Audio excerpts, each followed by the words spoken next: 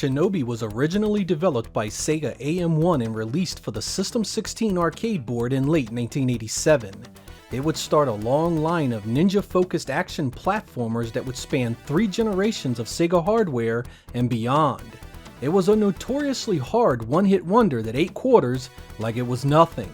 When I discovered this game for the first time, I was roped into its world immediately. You were rescuing children from a horde of bad guys that came in all shapes and sizes. The gameplay was fast and flashy, and any kid from the 80s would be mesmerized by the main hero's use of ninja stars, melee attacks, and as I called it back then, ninja magic.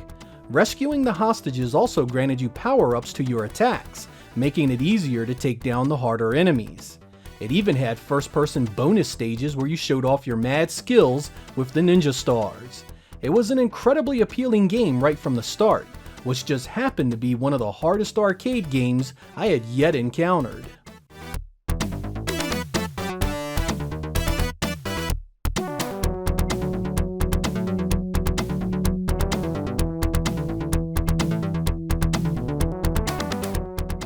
Stage 1, like many arcade efforts, was mostly a cakewalk. The enemies were spaced out to let you get a feel for the gameplay, making you feel like a badass that couldn't be defeated. The second area of the first stage pretty much mirrors this layout. Good spacing allows you to wreak havoc on your foes, again letting you pretty much walk through the area unscathed. The first boss, Ken O, is little challenge. He might get you a time or two, but once you recognize his fire patterns, you'll plant him face down in no time.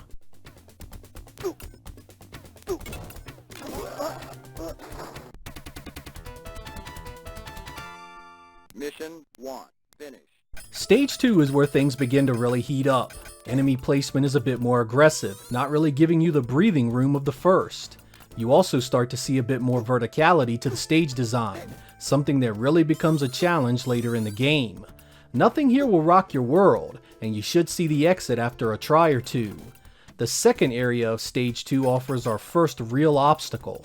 Here we encounter the ninjas that spawn out of thin air, as well as far more aggressive stage design that often gives the enemies the high ground, where just scrolling the screen left and right can run you straight into an oncoming bullet. Take your time and be patient. The techniques you learn here will guide you to victory later in the game. Area 3 of Stage 2 is one of the more deceptive levels in the game.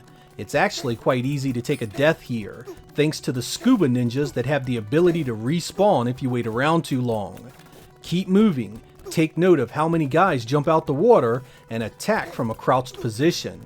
The boss of Stage 2 is a helicopter with freaking ninjas jumping out of it, with a rocket launcher on its tail. You'll be tempted to press and be aggressive, but the better strategy is to hang back and pelt the copter's nose with your projectiles. As it closes in, you'll run out of room. Pop your ninjutsu and finish him off.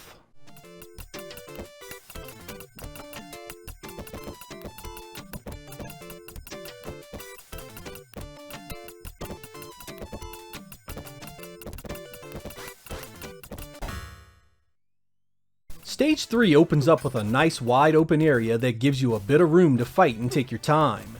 There's lots of places where death can come out of the blue, but you should be able to pass this with only a death or two if you pay attention to the enemy patterns. There's a group of spawn ninjas at the very end that will tempt you into combat. Don't. Get your ass to the door and finish the area. Area 2 of Stage 3 is a series of pipes you must navigate, which just happens to be populated with bazooka-toting assholes and blue ninjas that like to pop out when you're in tight areas. This stage has a number of potential deaths from walking into spawning enemies and scrolling the screen right into enemy fire. You will want to be leery of both, and keep your finger on that jump button in preparation. Blue ninjas will again tempt you into battle at the end of the stage, and once again you will need to tell them to go to hell. Area 3 of Stage 3 is a ninja showdown. Red ninjas, green ninjas, and blue ninjas appearing out of nowhere to do you in. Attack the green and red ninjas low, while paying special attention to the jumping pattern of the blue ninjas. There is a part of this stage where 4 blue ninjas appear together. Don't be afraid to pop your ninjutsu here, as this can be an infuriating fight to get through otherwise. The boss of Stage 3 is actually one that owned me forever in the arcade. I simply did not know how to beat it. It's a series of statues that take multiple hits to destroy. I had no clue how to do it.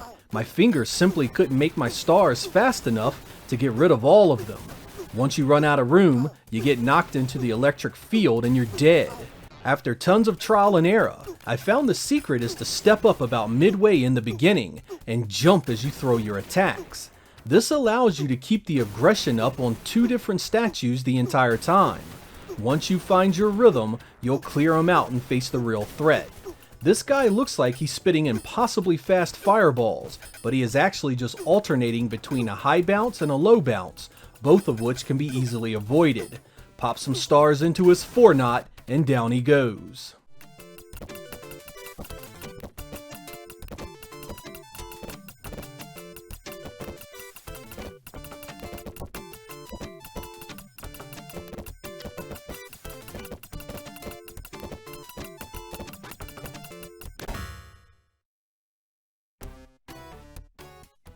Stage 4 starts up bringing you some more spawn ninjas to irritate the hell out of you. Like before, you need to pay special attention to the blue ninjas here, especially when they come with low attacking green and red spawns. It can lead to a loss of many lives. You also meet 2 new enemy types, a jumping green dude that looks like a frog, and a zombie warrior that spawns from the earth and throws projectiles at you. The next 2 stages introduce the prospect of falling into holes for an immediate death. The enemies are of course placed in perfect spots to help make that happen, and the up and down nature of the stage design make it so you cannot often see what's above and below you. Neither of these stages are especially hard, as long as you keep moving with caution and use what you've learned of your enemies and their patterns. The level 3 boss is a samurai named Lobster, and man does he kill the hell out of you fast the first few times you get to him. There's no time for pleasantries here. You need to jump and hit the top of his head as quickly as you can. Pop that ninjutsu if you have it to help get him down.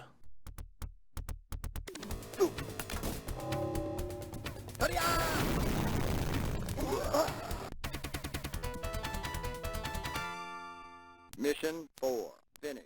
Stage 5, the final stage, begins with a design not too dissimilar to what we encountered in the first stage. It's linear and wide open for battle. This allows you to deal with the spawn ninjas safely in most instances, and you should get through it in no time. Unfortunately, it's the exact opposite in the second area of Stage 5. Here you will do battle in a bamboo forest that just happens to have freaking blue ninjas bouncing all over the place, other ninjas spawning on the ground, and the damn zombie guys popping up all over. This is the first time in the game I can honestly say I felt the design was cheap and done this way for no other reason than to make sure you continue many times. This area wrecked my 14-year-old video game skills back in the day, and I rage quit dozens of times because of it.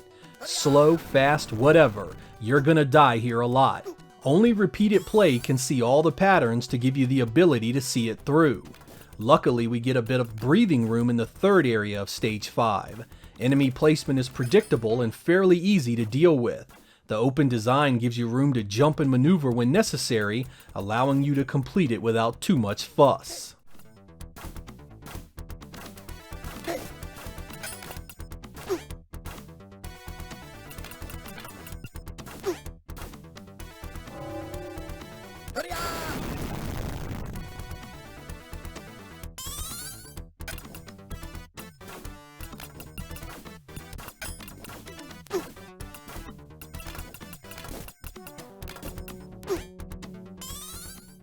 We finally enter the lair of the final boss, the Masked Ninja.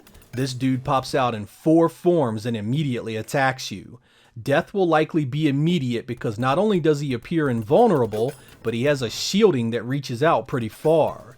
You'll need to attack this form low, and keep a distance that allows you to avoid his shield. Once he disappears, the second form will come out. This form is shielded by a tornado-like effect that also has projectiles coming out on both sides. Be fast and aggressive here. The longer you take, the more projectiles come shooting out. The third form has him jumping around leaving shadows of himself everywhere. This is another case where aggression is key. Get on this guy and beat the hell out of him. The more he moves around, the more shadows you need to deal with. His final form has him in a panic, running back and forth trying to melee attack you for an easy kill. Again, aggression. Lay into this guy and don't let him breathe. Keep the stars flying and the melee attacks up close, and the ending is close at hand.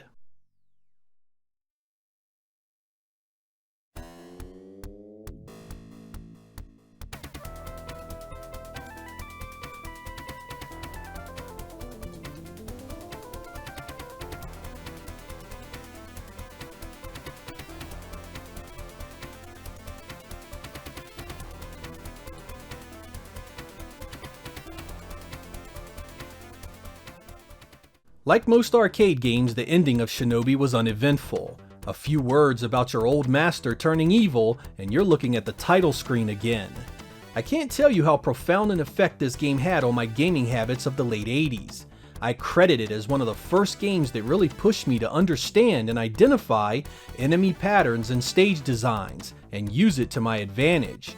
I had played hard games before, but this game was on an entirely different plane of existence. It had a punishing design that was boosted by one-hit deaths, and walled behind my precious quarters. Ports of the Shinobi arcade game would come to numerous machines shortly after its release.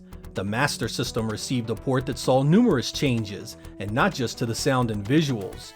Changes to weapons, magic, melee attacks, and most importantly, the addition of a life bar really changed the experience. The PC Engine got a port of it as well, and while it was more visually accurate than the Master System take, it lacked stages, bonus levels, attacks, and even some of the enemies. Numerous computer platforms saw ports as well, but an arcade perfect offering was still years away. I'm Sega Lord X. Thank you guys for watching, and I will catch you next time.